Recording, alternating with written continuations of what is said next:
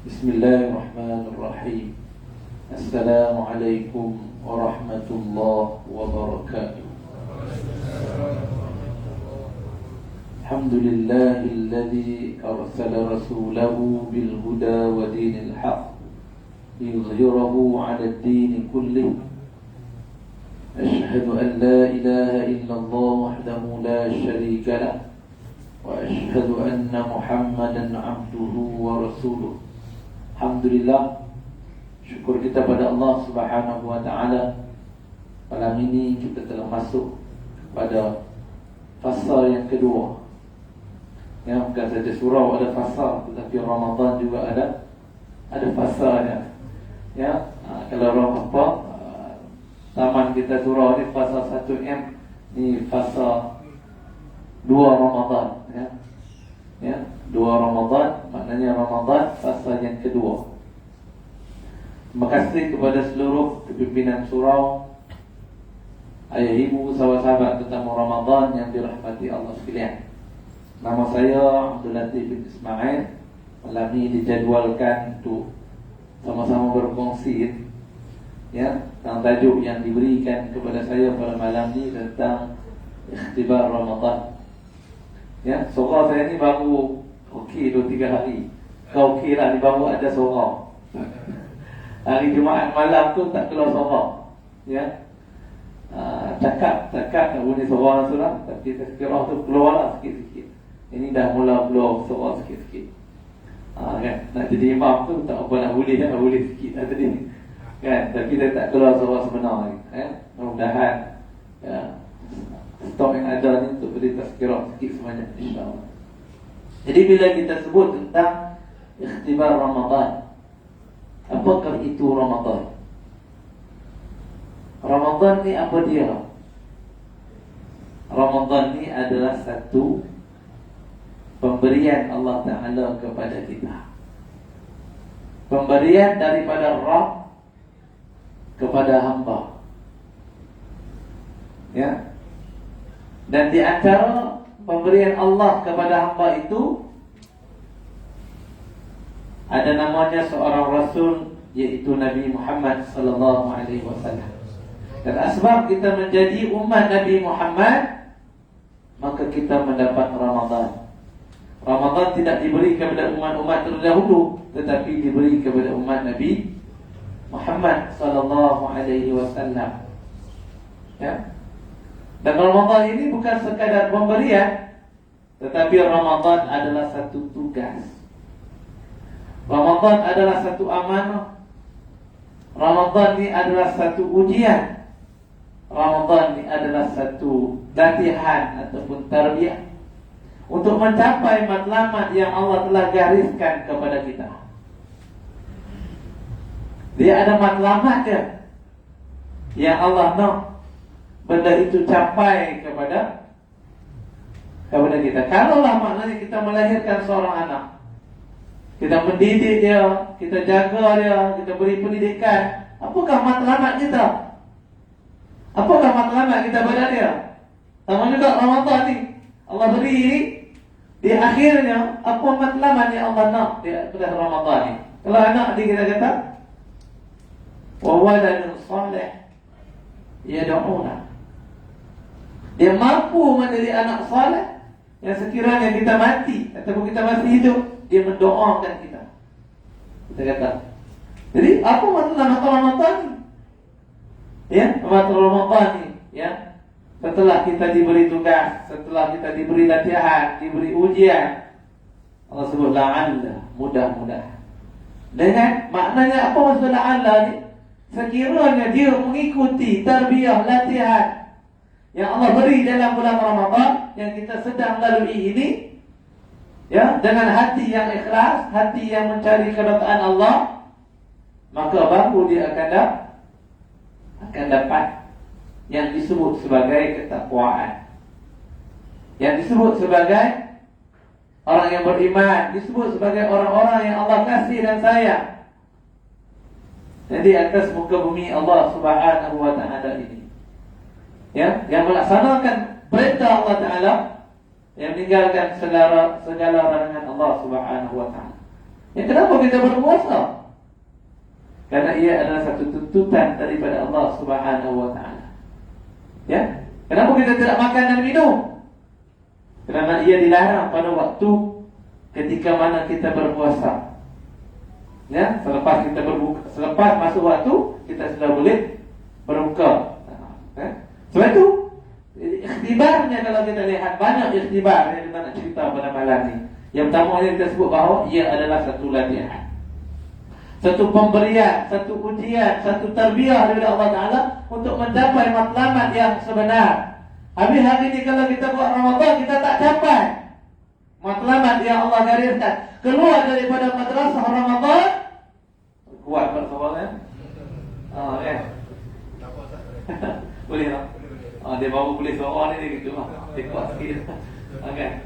Masa speaker kuat. Okay. Jadi setelah kita keluar dari Ramadan, adakah kita menjadi hamba Allah yang lebih baik daripada apa yang ada sekarang? Ya, itu kriteria yang perlu kita fikirkan dalam diri kita. Kita tahu masing-masing diri kita. Tak payah cerita dah kan. Kita tahu siapa kita. Ya, kita tahu siapa kita dengan Allah Subhanahu wa taala. Jadi gerak kerja itu atas dasar kita tahu siapa kita. Apakah nilai tarbiyah yang Allah beri itu? Nilainya ialah nilai kasih sayang Allah Subhanahu wa taala. Allah beri kepada orang-orang, kepada hamba-Nya yang Dia kasih dan sayang. Ya, kita ingat senang nak mari surau, mari masjid. Ya, kita nak solat tarawih, kita nak baca Quran, kita nak sedekah, kita nak ni puasa semua ni. Bukan senang ni. Nampak macam mudah. Kan? Allah pilih kita. Allah pilih kita. Kalau orang tu tak mau, tak payah buat apa. Tuan usul dia masuk tu boleh lari, dia tak masuk. Kerana Allah memilih kita. Tak kira lah yang muda ke, yang sederhana muda ke, yang tak muda ke. Bukan tua, tak muda. Belum tua lagi. Belum tua lagi. Kalau anda nak banding dengan Tuan Mahathir, dia tua lah, kita tak tua lagi. Cakap dengan dia begitulah. Begitulah kan. Jadi maknanya Allah pilih kita. Ya, Allah pilih kita untuk berada di dalam madrasah Allah. Saya ambil satu contoh. Ya. Allah pilih apa kita dalam bulan Ramadan. Dan Allah tidak beri dalam bulan-bulan yang lain. Allah pilih kita untuk kita bangun pada waktu yang sangat Allah Ta'ala kehendaki. Apakah waktu itu? Apakah waktu itu? Waktu yang barakah, waktu sahur. Allah sebut dalam Quran, wal mustaghfirina bil ashar. Ashar itu maknanya waktu sahur, waktu yang barakah, waktu yang Allah nanti-nanti keampunan daripada hamba-Nya. Ya, makan sahur itu satu part daripada waktu yang barakah. Allah kata, kenapa makan sahur itu barakah? Kerana ia berada pada waktu yang Allah Ta'ala sangat nanti-nanti. Allah Ta'ala barakati. Allah Ta'ala tunggu hamba Dia bangun dalam waktu sahur itu. Dalam bulan yang lain kita bangun tak? Mungkin ada yang bangun, ada yang tidak bangun ketika waktu itu. Lama menguraikan ialah lebih kurang waktu 50. Ya, ayat Quran yang kita baca lebih kurang kita kata 50 minit lah. Ya, dibaca secara tertib, perlahan-lahan. Ya, lebih kurang 50 minit kita kata. Kalau kita kata kita ambil lah 10 minit untuk makan. Waktu tu bukan sembang panjang pun. Kalau kita tanya isteri kita masak apa? Masak apa? Masak kari ikan. Oh, kari ikan. Itu je. Tak sembang panjang pun waktu tu kan. Jadi waktu itulah yang Allah Ta'ala nanti-nanti. Kalau kita rasa banyak kesilapannya, banyaknya dosa kita, gunakan waktu itu yang Allah beri kepada kita dalam bulan Ramadan untuk kita memohon keampunan untuk diri kita. Kita tahu diri kita siapa. Kita tahu sendiri kita banyak kesilapan kita. Ya, banyak kesilapan kita, banyak dosa kita, banyak kelalaian kita. Tuan-tuan, yang kedua adalah tuan tentang Quran. Saya terbaca, ya, kita baca ayat surah apa? Lupa saya. Iqtaraba lin-nasi hisabuhum wa hum fi ghaflatin mu'ridun. Apa surah Al-Ankabut ya? Surah Al-Kabut ayat 1. Tuan-tuan, apa Allah sebut? Masa kita ni dah tak lama. Tidak, masa kita tak lama. Tapi kita rasa macam tak apa. Kita rasa aku ni macam biasa, macam tak ada apa dalam Allah bagi tahu masa kita ni dah makin dekat dengan kita. Apa bukti masa makin dekat dengan kita? Perjalanan hari ke minggu ke bulan ke tahun itu telah meningkatkan usia kita. Anak cucu kita balik, abah kami nak sambut adalah lahir abah yang ke umur 63. Oh, sama dah umur aku ni dengan Nabi. Kan? Nabi dia kata umur aku ni di antara apa siti nama sabain, di antara 60 dengan 70. Umur Nabi 63. Adakah kita merasa kita ni boleh banyak umur atau tidak? Wallah.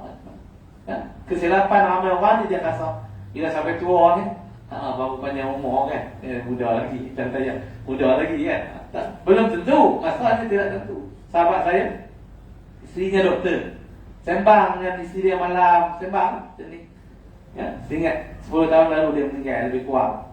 Ya, dia meninggal. Apa malam sembang, esok isteri dia kejut nak bangun subuh, tak ada lah. Semalam ni tak ada sakit apa, sembang.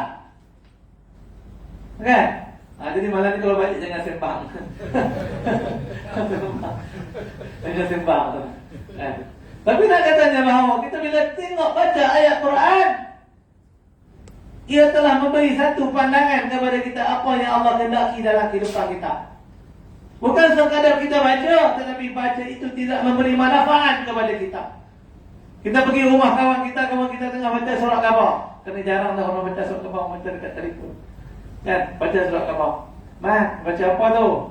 Baca surah Khabar. Ya. Baca apa tu?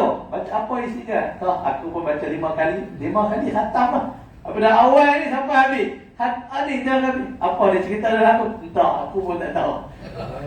Kan? Ini antara ciri-cirinya yang lama kata Quran boleh melaknat mereka yang tak ada dapat apa satu daripada Quran. Kita baca Quran tadi kan, Allah bagi kita masa kita dah dekat. Ya, masa kita dah dekat, tetapi kita masih lagi lalai. Kalau kita kata koplah juga. Koplah ni lalai lah. Ya, lama sembang pun lama. Kan, tahu apa dia sembang pun kita tak tahu. Ni kadang-kadang kita jadi orang yang sebegitu. Kamu juga Allah sebut dalam surah At-Takatsur, alhaakumut takatsur hatta zurtumul maqabir. Kita tak tahu apa benda kehidupan ni, sedang duduk dalam kubur. Duduk sana dalam kubur. Maka Allah beri Ramadan ikhtibarnya. Quran itu hudan linnas. Syahrul Ramadan alladhi unzila fihi al-Quran hudan linnas. Quran itu memberi petunjuk, menyuluh kita macam mana nak hidup di atas muka bumi Allah Ta'ala ini sebagai seorang hamba Allah. Itulah ikhtibar sekiranya kita dapat dalam Ramadan. Bukan sekadar tilawatul Quran, tapi mampu mencerna nilai Al-Quran itu dalam kehidupan kita. Ya, mencerna nilai kehidupan itu, nilai Quran itu di dalam kehidupan kita. Ya. Yang ketiga, tuan-tuan, Ramadan, ikhtibar Ramadan ini bulan yang penuh dengan keberkatan. Apa maksud berkat ni? Ibu, sahabat-sahabat rahmat Allah. Berkat ni maksud dia kebaikan. Bulan yang banyak kebaikan di dalamnya. Dan disebut juga oleh para ulama, kebaikan itu tidak bergantung pada diri sahaja, tapi kebaikan itu melimpah-limpah. Kita ambil contoh-contoh. Berapa ramai orang tuan dalam bulan Ramadan ni, ya, orang duduk nak saja orang tu buka puasa, nak saja orang ni buka puasa. Ya, sampai-sampai kadang-kadang di surau pun kadang-kadang penuh dan sebagainya. Di mana? Kan? Kenapa? Kerana melimpah ruah. Begitu juga kehidupan kita. Nilai Ramadan ini yang hadir dalam hidup kita, sehingga dia mampu mendidik kita, memberikan kebaikan apa yang ada pada kita kepada masyarakat sekeliling, kepada siapa yang ada di sekeliling kita. Itu maksudnya keberkatan. Berkatnya seorang itu hidupnya itu mampu memberi banyak manfaat kepada makhluk-makhluk yang di sekitar dia. Ini yang kita kata keberkatan itu. Ya, keberkatan itu juga ulama kata ada dua, kebaikan fizikal, kebaikan yang bukan fizikal. Antara keberkatan yang bukan fizikal, tuan, orang yang kebaikannya itu menimpa Allah, tuan, ya, yang nilainya itu ada di dalam diri dia, akan hadir dalam diri dia satu ketenangan dan kebahagiaan yang tidak boleh dibeli dengan wang ringgit.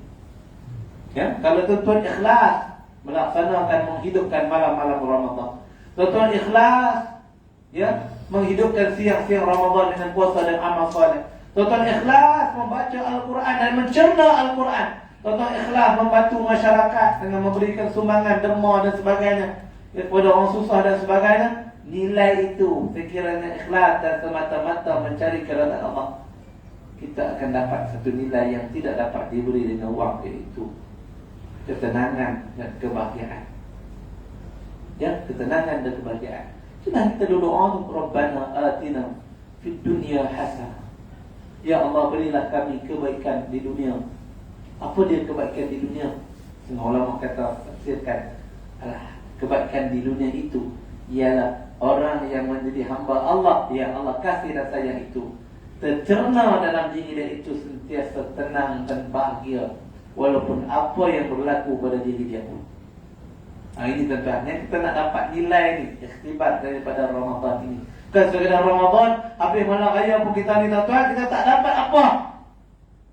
Ya, tetapi Ramadan itu ya satu nilai yang harus kita ambil di dalam diri kita, bahawa ia mampu menjadikan manusia yang keluar daripada madrasah Ramadan, keluar daripada latihan Ramadan, keluar daripada tarbiyah Ramadan, mampu menjadi manusia yang tenang.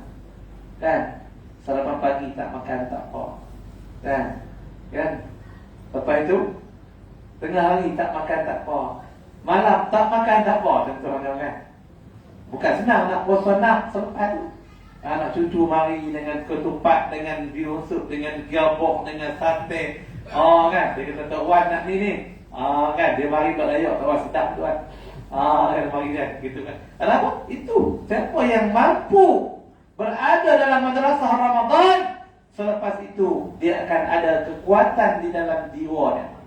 Kerana yang memberikan itu ialah yang memberikan latihan kepada kita, yang memberikan nilai tarbiyah, maka Allah akan memberikan nilai itu kepada kita. Ikhtibar Ramadan ini sesuatu yang kita dapat daripada Ramadan. Dan saya nak sebut juga di akhirnya, ibu sahabat-sahabat rahmati Allah sekalian, bahawa ada beberapa perkara, beberapa keadaan, beberapa tempat yang boleh kita manfaatkan, terutamanya dalam bulan Ramadan ini. Ya, antaranya kita sebutlah tadi, yang pertama tadi pada waktu sahur. Sesiapa yang bangun pada waktu sahur, ya, terutamanya mereka yang bermujahadah meminta keampunan kepada Allah Taala pada waktu sahur ini, Allah beri kepada para malaikat, mereka akan sentiasa berdoa kepada sesiapa yang menghidupkan pada waktu sahur. Ini kita akan dapat doa para malaikat. Okey, yang keduanya, kita jangan lupa dalam bulan Ramadan, kita jangan lupa doa malaikat juga akan sentiasa pergi kepada mereka yang menghidupkan rumah-rumah Allah Subhanahu wa taala dengan seawal mungkin dan duduk di saf yang pertama. Orang yang duduk saf pertama ni cukup untuk, kerana selagi dia duduk dalam saf pertama, malaikat akan sentiasa mendoakan dia. Siapa dia ni selalu dapat saf pertama ni? Tok Imam, Tok Bilal berceramah. Ceramah begitu depan kan, untung tu saya kata tu, dia fikir aku ni pergi mana pun dapat duduk depan, Masya Allah seronok, walaupun bukan jemaah situ kan. Tetapi inilah aturan Allah Subhanahu wa ta'ala. Kalau kita sebut sah yang pertama ni, malaikat akan sentiasa mendoakan mereka yang duduk sah pertama. Yang ketiganya, siapa lagi yang akan dapat doa para malaikat? Mereka yang mengaminkan doa imam. Antaranya orang sebut ghairil maghdubi 'alaihim waladdallin. Amin. Dan apa nama sebut? Siapa yang mengaminkan sama bertepatan dengan malaikat amin. Yang kita doa amin, malaikat amin juga. Siapa yang dia amin tepat dengan malaikat amin, maka dalam hadis disebut Allah akan ampunkan dosa-dosanya. Ini yang ketiga. Yang keempatnya kita sebut tadi bahawa bulan Ramadan adalah pemberian Allah kerana kita umat Nabi Muhammad sallallahu alaihi wasallam. Jadi Allah beri kepada kita sesiapa yang sentiasa bersalawat ke atas Nabi, maka malaikat akan sentiasa mendoakan. Jadi buatlah macam mana nak buat pun, fikirlah macam mana nak buat pun, supaya kita sentiasa yang mencontohi pada Nabi SAW bila masuk Ramadan. Nabi bersedekah, Nabi pemurah, lebih daripada angin yang bertiup kencang. Yang kelima, apa dia? Jangan lupa satu senjata yang Allah beri, terutamanya nilai yang sangat hebat kepada orang yang berpuasa, tidak makan dan minum kerana taat kepada Allah Ta'ala. Mereka memohon doa. Antaranya mereka yang berdoa, kata ulama, kepada saudara-saudara mereka tanpa diketahui oleh saudara-saudara mereka. Maka ketika saat itu mereka sentiasa berdoa dalam keadaan begitu, malaikat akan sentiasa mendoakan mereka. 5 perkara. Ya, apa lagi? 6 perkara. Perkara yang ke-6. Ya, apabila kita tidur dalam keadaan berwuduk. Yang dalam bulan puasa ni, ya, ataupun di luar bulan puasa lah, tapi bulan puasa ni lagi lah, ada tidur sunat. Tidur sunat ni waktu bila tuan? Dia ada waktu siang, ada waktu malam. Siangnya pada waktu sebelum zuhur, namanya qailullah. Malam sunat kita tidur sebelum kita bangun pagi. Maknanya sihat. Sunat apa? Sunat tidur untuk berehat daripada aktiviti harian. Jadi macam mana nak dapat doa para malaikat di dalam bulan Ramadan? Contohnya, sebelum tidur kena ambil wudu. Siapa yang sebelum tidur ambil wudu dan tidur dalam keadaan berwudu, selagi mana dia tidur, maka dia mendapat pahala, mendapat doa para malaikat. Mendapat doa para malaikat.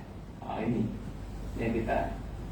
Yang ketujuh, orang yang selepas melakukan ibadah solat, dia duduk ataupun berdiri ataupun bagaimana, tetapi ia meneruskan ibadah-ibadah yang lain seperti berzikir, berdoa, ya, membaca Quran, dan selagi mana dia menerus daripada amal-amal ibadah itu. Contohnya lepas sembahyang zuhur, dia baca Quran, dia berzikir, dia apalah dia buat, solat sunat dan sebagainya. Selagi mana dia duduk, dia meneruskan kesinambungan daripada solat itu, maka dia selagi itu dia mendapat doa para malaikat. Yang begitu juga orang yang duduk dalam majlis ilmu ataupun dalam rumah Allah Ta'ala, selagi mana dia tidak keluar, ya, selagi mana dia tidak keluar daripada rumah itu beriktikaf, selagi itulah dia mendapat doa para malaikat. Dan jangan lupa, ya, bahawa pada Nabi juga orang yang datang ke rumah Allah Subhanahu wa Ta'ala solat berjamaah dan dia tidak balik melainkan setelah imam balik, maka ia mendapat pahala qiyamul lail, beribadah sepanjang malam. Ni tuan-tuan, jangan kita balik tunggu tu imam balik, tu mati mana imam tak balik gitu.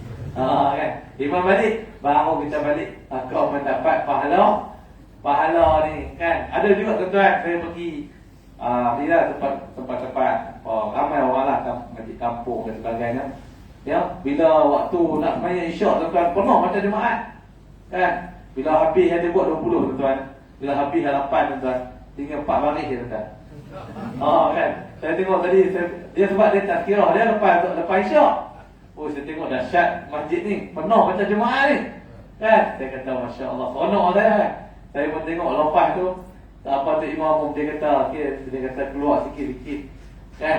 Dia kata keluar sikit-sikit bila nak habis, dia ramai ni dia kata kan. Jadi kita gitu, Jadi kita melihat bahawa Itu pun saya sebut di awal tu. Keluar juga kan.